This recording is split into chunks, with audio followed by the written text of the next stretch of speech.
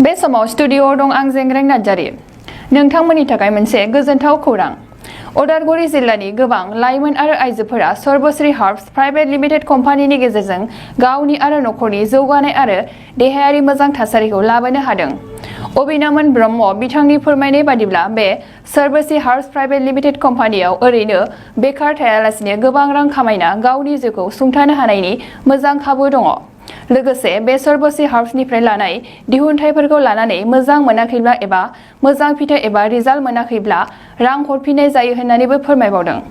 बे सर्बश्रीनि गुबै थांखिखौ गासैबो herbal products, health supplement, animals, baby care, home care, kitchen care आरो एग्रिकालचारनि दिहुनथाइफोरखौ लानानै बे बिजनेसखौ खालामदों होननानै खौरांगिरिनि सिगाङाव फोरमायदों।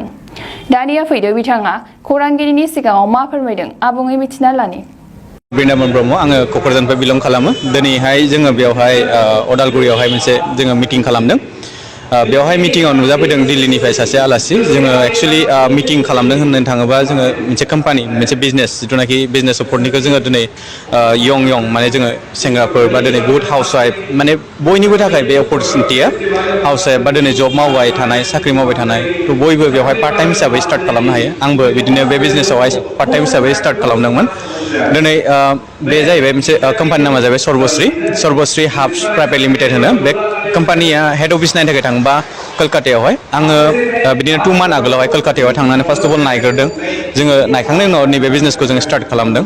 थ' बेवहाय नुजाफैनो हादों। बेवहाय नोंसिनि बड'लेण्ड सार माबा थांनाय नामा मामोनलाय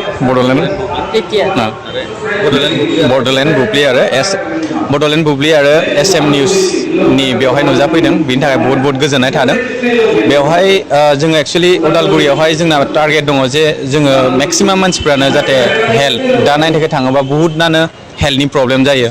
मानो होनबा जोङो मेक्सिमाम केमिकेल बा मेक्सिमाम मेडिसिन होननाय बुस्थु जों इउज खालामगासिनो दङ। दा सर्बश्रीनि मेन टारगेटआ जाहैबाय टटेलि हार्ब्स माने टटेलि हार्बेल प्रडाक्ट्स बेवहाय होदों। माखासे हेल्थ साप्लिमेन्ट, पार्सनेल केयार, माखासे होम केयार, किचेन केयार, ओमफ्राय माखासे एनिमेल, बेबी केयार, एग्रिकालचारनि प्रडाक्ट्सखौ लानानै जों बिजनेसखौ मावदों बेवहाय।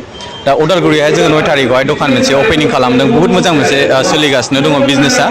आरो बेवहाय आंबो जास्ट 2 मान्थआवनो बुहुत मोजां मोनसे इनकाम खालामनो हादों। आरो बेजों लोगोसे आङो माने मेन टारगेटआनो जाहैबाय जाहाथे जोंनि बर'फ्रा जाहाथे बे बिजनेसखौ माने दानि जुगाव नायनो थाखाय थाङोबा जब नागिरबाबो माने मोननो थांनो नागिरला बुहुत टाफ जाबाय। बिनिखायनो बे बिजनेसखौ जोङो एस ए केरियर हिसाबैबो दा मावनो हायो।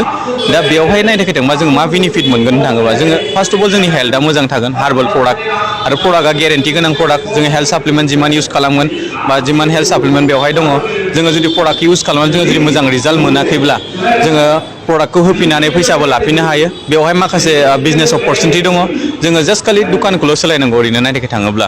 दुखान सोलायनानैनो जोङो प्रडाक्ट्सखौ जास्ट खालि जिथुनाखि जोङो बेलेगाव जायोमोन बे प्रडाक्टखौनो जोङो जास्ट सोलायनानै बेवहाय जोङो सर्बश्रीयावहाय जोङो जानांगौ।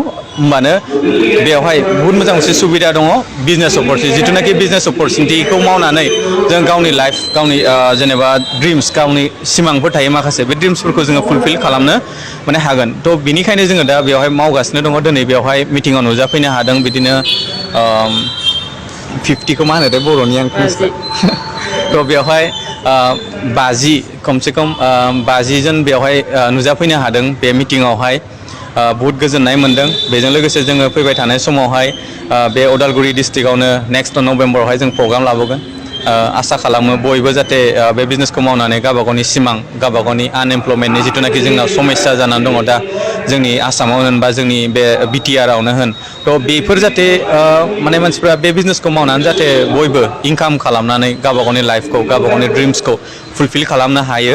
आरो माखासे बिजनेस अपरचुनिटिखौ नोंसोरो मिन्थिनो थाखाय जोंनाव बेवहाय उदालगुरियावहाय एसपिआर जुनियर कलेजनि गाहायावहाय मोनसे स्टक मोनसे दुखान 1.5 लाखनि लानाय जादों। बेवहाय फैनानै मोजाङै माने नोंसोरो सारमोना माने नोंसोरो बयबो बे बिजनेसनि अपरचुनिटिखौ खोनासंनो फैनो हागोन।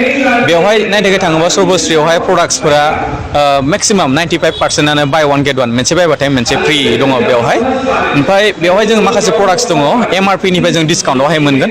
खमावबो मोनबाय जोङो बाय वान गेट वानबो मोनबाय बेजों लोगोसे जोङो बेवहाय बिजनेस मावनो हाबाय बिजनेस प्लाना मा बे जे खामानिखौ जों मार्केटाव मावगासिनोखा जास्ट खालि जोङो इनफरमेसन मानसिफोरखौ रिकमेन्ड खालामनांगौ खिन्थानांगौ हेल्थनि थाखाय फार्स्ट अफ अल बेना हेल्थआ मोजां थागोन बेजों लोगोसे बे मोनसे इनकामनि अपरचुनिटि मोनगोन आरो बेजों लोगोसे डिसकाउन्ट मोनगोन थ' बेजों लोगोसे दा जोंनो बेयाव थाबोनाय सासे मेडाम दङ मेडामा एसे खिन्थागोन मेडामाबो दिनैहाय बेयाव फैनानै माबायदि मोन्दों एक्सुवेलि दिनैहाय बे मिटिंखौ एरेन्ज खालामनानै बहुत गोजोननाय मोन्दों बेवहाय फैनानै आरो बहुत मोजां मोन्दों बिदिनो दिनै बेवहाय आलासि फैदों आरो दिनै मेडाममोन दङ जायनाखि बे सिस्टेमखौ मावनानैनो गावबा गावनि ड्रिम्स फुलफिल खालामदों दिनै मेडामा अलरेडि जब मावो खिन्थु जब मावनायजों लोगोसे दिनै बेवहाय पार्ट टाइम हिसाबै स्टार्ट खालामदों बिजनेसखौ दिनै ओरै मेडाम दङ मेडामा हाउस वाइफ खिन्थु हाउस वाइफ जानानैबो दिनै बेवहाय पार्ट टाइम हिसाबै मावनानै दिनै इनकाम खालामगासिनो दङ बाक्सा जिल्लानि सिङाव थानाय बासबारि रेन्ज बेकि जंगल उड्स रिजर्ट मानास नेशनेल पार्क बे समायना रिजर्टआव नोंथांमोना बर'नि ट्रेडिशनेल फुड्स गोथाव अमा बेदर सावनाय